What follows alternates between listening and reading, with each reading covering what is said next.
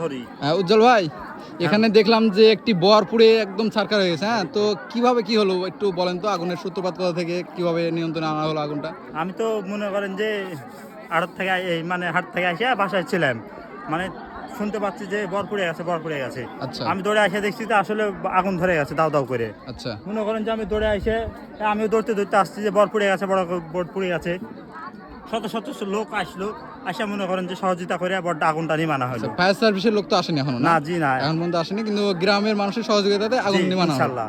আচ্ছা, এই একটি বরই তো দেখছি, কিন্তু অনেক বর, তো অনেক বড় বর তো। হ্যাঁ অনেক বড় বড়ই পুরানো বর, আর অনেক টাকার পান ছিল মনে হয়। জি, তাই প্রায় লাখ টাকার উপরে। তা তো হবেই অবশ্যই। আচ্ছা, কিন্তু অনেক বড় ক্ষতি হয়ে গেল। যাই হোক, মানুষের সহযোগিতায় তো অন্যদিকে হাজার হাজার বর বাঁচালাম, রক্ষা করা গেল। হ্যাঁ হ্যাঁ হ্যাঁ, আচ্ছা সেটা দেখলাম। অসংখ্য এলাকার অসংখ্য ধন্যবাদ এলাকার মানুষজনকে। দেখুন অনেক অনেক বর পুড়ে গেছে, মানে অনেক বড় একটি বর। এটা পুরানো পান ছিল একদম উপর থেকে নিচ পর্যন্ত, অনেক খারাপ অবস্থা।